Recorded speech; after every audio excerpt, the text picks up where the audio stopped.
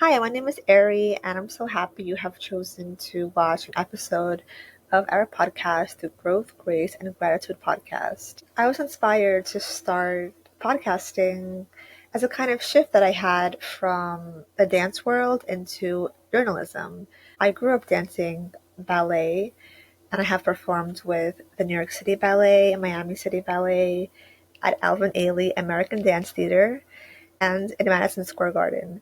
So my overarching experience in dance has really inspired me to open up conversation that affects and influence our mental health. We have experts from every field to just talk about things and to find some level of growth, grace, and gratitude within each step of our evolution. I also want to mention that we have spiritual courses available for anybody that wants guidance on their spiritual journey.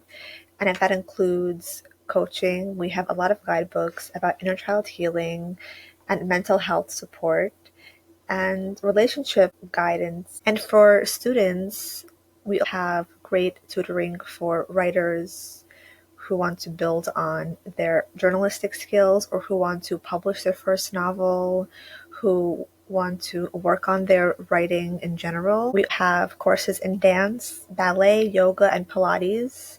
So whether you are advanced or brand new, our classes are held on Zoom, and we have options for personal classes or group classes. And for writers, there's also an option of the typewriter. So if you have a typewriter that needs repair, we can repair that for you.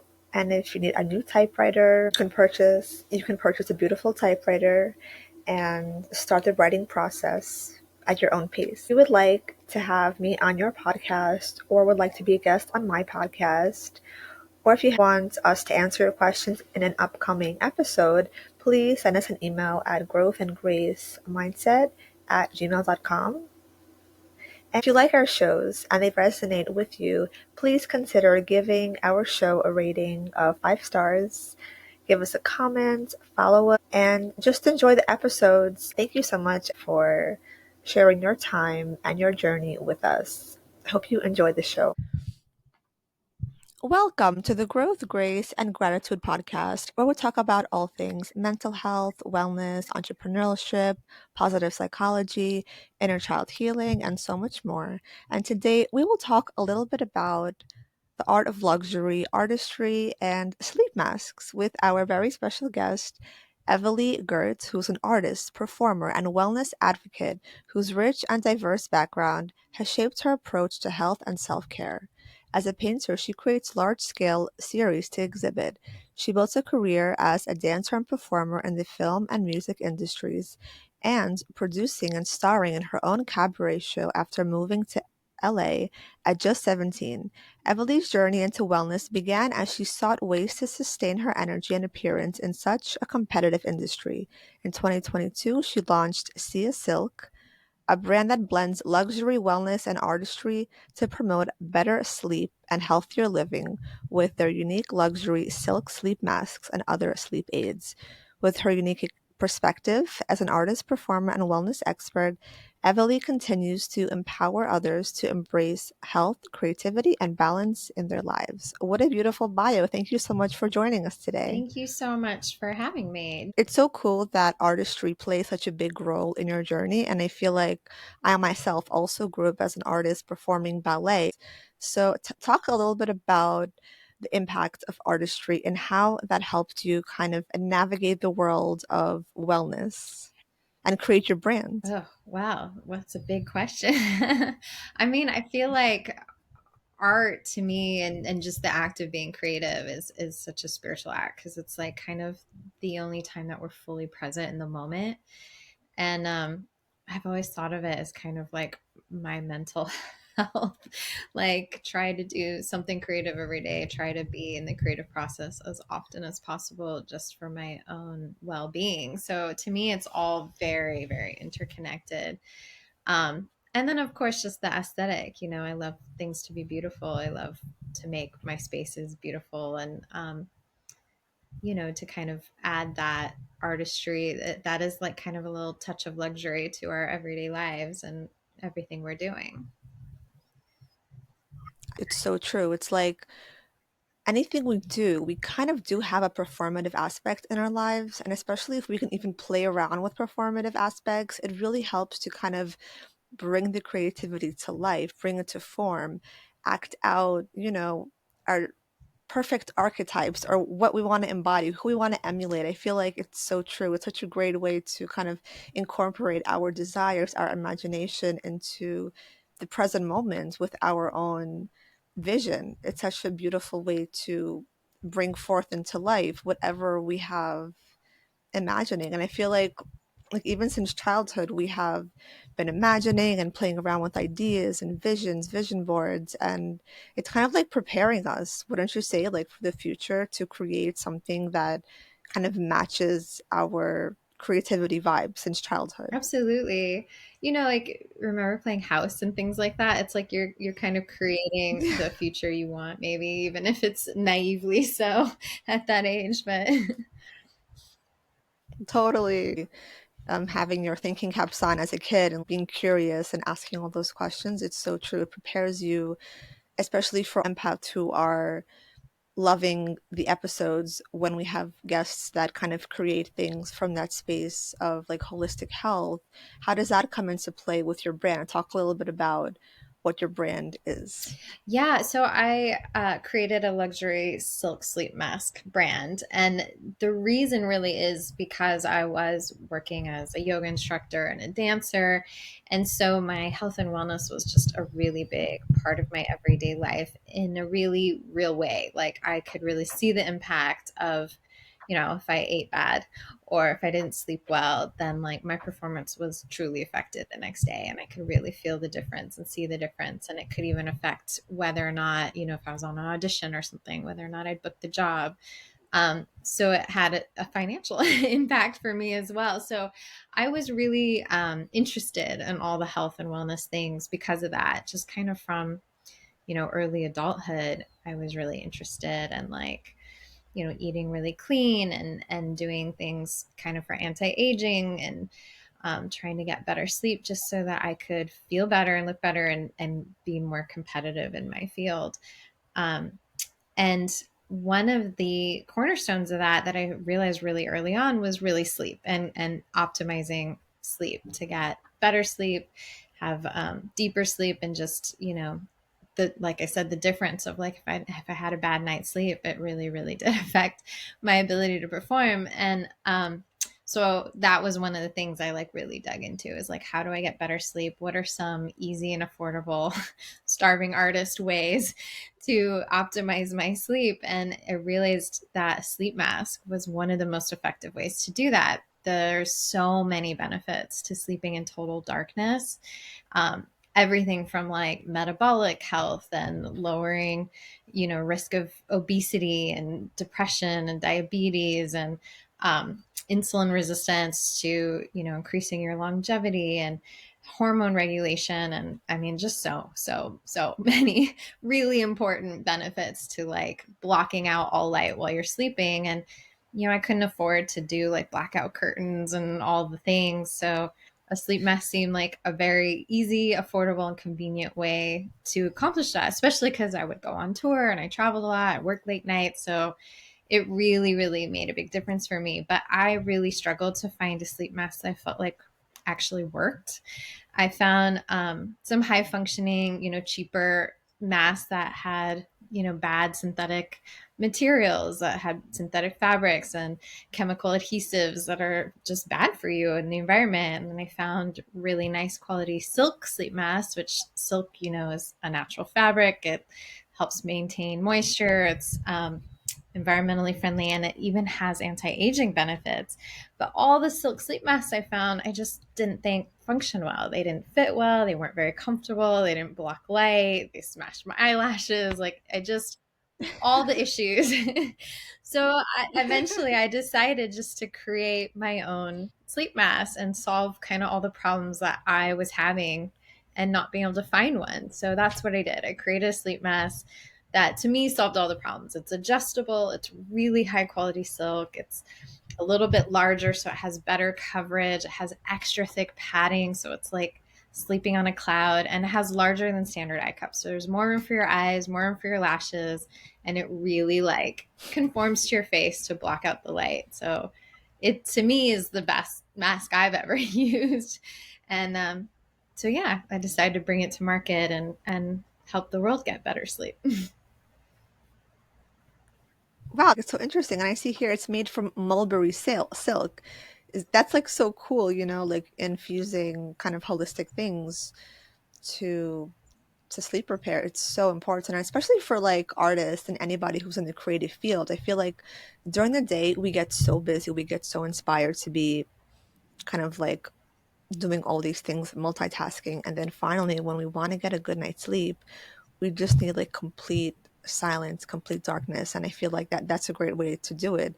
I remember I had a random, I think like a gift, like an eye mask, and I never used it because I thought it was, a bit weird in the beginning. I've seen this in movies sometimes, but I never thought about it. So I just randomly one time just like put it on as like a joke, and then I actually had an amazing sleep, and I was like, wow, there must be something to this. So it's like those things actually do help, and especially like you mentioned, yours is like of silk quality. It's probably even better because it has better qualities. And it's interesting how things that we never thought would really actually help really do help. It's really cool. Yeah, I know what you mean. I remember seeing sleep masks in movies and thinking that was some kind of like, I don't know, posh thing that was silly. It's like, yeah, it's like for the older women. It's for like the really old, like mean women or Yeah, something. but then when I dug into They portrayed it like that. yeah, totally. It really is. But when I dug into the science, there's so many benefits to it. And it really is like, again, you could outfit your entire house in blackout curtains, but that costs a fortune. Or you could, just invest in a good quality sleep mask and then take it with you when you're traveling or whatever and get your best sleep ever everywhere you go. So That's great. Yeah, and it does bring that self-love back to the forefront. It's like remember to take good care of yourself, your sleep, and sleep is so crucial. Once you get a good night's sleep, you feel like the day kind of unravels so nicely. So yeah, it's truly like important. And what advice would you give to empaths who want to kind of like awaken into their creativity, but I feel kind of scared to be like fully seen? that's such a great question. One, I have two thoughts on that. One, I actually don't love the word empath because it implies taking on others' energy, which isn't necessarily very healthy for us, So I like the word compassion a lot better. Compassionate people. Because as an empath, like you can't get sick enough to make another person well. You can't be poor enough to make another person rich. You can only influence from your own place of alignment. And compassion is staying in your alignment and having understanding and love for others. So to me, that just resonates a lot more as a more healing word. But I totally know what you mean about that fear of being seen and like giving ourselves permission to be creative. That's a really big hurdle for all of us, I think. I know I have struggled with that in my life. Um, I mean, really, it's just to give yourself permission. I mean, the way I thought about it is to take the end result out of the equation. So it's not about what you're creating, it's about the act of creating. And so the act of creating is important in and of its own sake. Like to be in the creative process is the important part, not what actually comes out of that. So even if it's bad and it's ugly and you don't want anyone to see it, that's not what matters. What matters is that you're doing it because that's where the healing is. That's where you're being most present and all that. Um, so I think that was like a big thing that really helped me get out of my own way because we do get so bogged down with the judgments of others and the fear of not being perfect or not being good enough. And it does prevent so many of us from even having the guts and the courage to embark in a creative act. And creativity comes in all forms. I don't think there's any way to be creative. I think we are all innately deeply creative beings, and it manifests in all sorts of different avenues for different people. But giving yourself permission and having the courage to just do it for the sake of doing it, even if what you create sucks. That's not the point. So Exactly, exactly. That's so true. And I think I mentioned like instead of empath to say compassionate. We usually talk about empath with like the version of having empowerment. So being an empowered empath means like you have that self-awareness of your sensitivity and your spiritual gifts and your grace and your potential. So that should, pull back that energy in. So you don't have to take on other people's energy, take on other people's traumas, because it's so easy to do that as an empath. But being empowered has a definition where it's like, know your value, know your boundaries. That's like the number one thing in order to be an empath that's like awakened and that's aware. And that's challenging, of course. It's so hard and difficult, but I think like that's like half the journey.